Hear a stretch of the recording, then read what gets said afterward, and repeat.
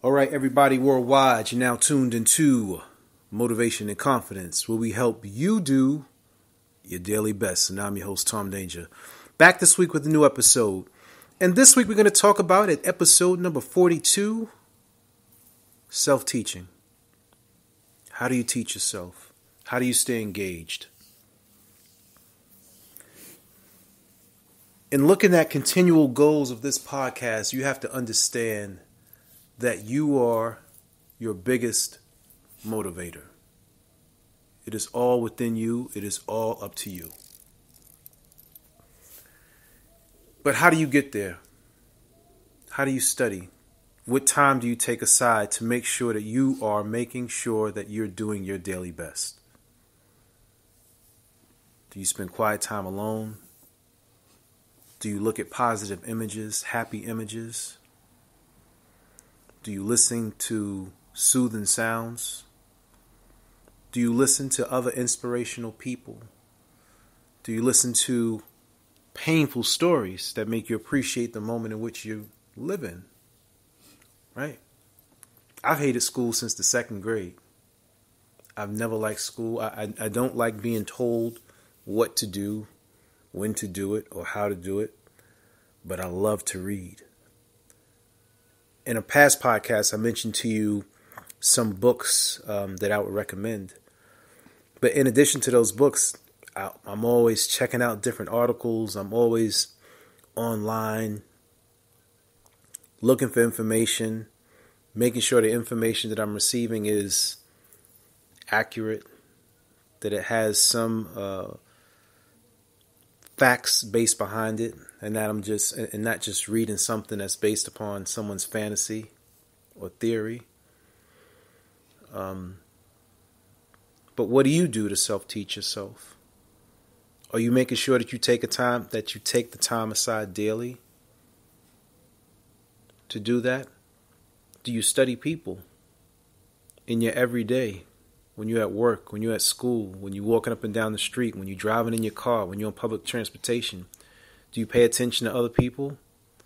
Do you look at how they move, the expressions on their face, the energy or the vibe that they're giving off?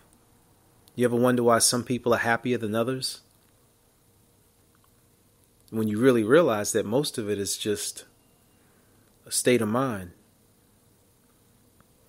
You know, there was a time when I would walk up and down the streets in Manhattan on Upper West Side, and I look at all these people at these sidewalk cafes, and everybody looks so happy without a worry in the world, and they're like drinking coffee and sipping wine, and it's just like 1:30, 2 o'clock in the afternoon. I'm saying to myself, like, why are they so happy?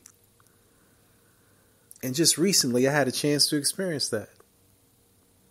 It had nothing to do with the amount of money that I have in the bank. It had nothing to do with the material items that I have, what kind of car I drove, what kind of watch I had on, or any of that. I was just happy to be. Just to be able to be out and walk and enjoy nature and spend time with my wife and my kids and watch the kids play in the park and tumble in the dirt and run without a worry in the world. It filled me with happiness. But I had to study that moment. And then I noticed how the energy was contagious. When my kids started rolling around in the dirt, I seen other kids look amazed, like, wow, we can roll around in the dirt and roll downhill. Next, I see 5 other kids rolling on the dirt. Other parents are freaking out. No, get off the ground. What are you doing? You're going to get dirty. But let the kids be free.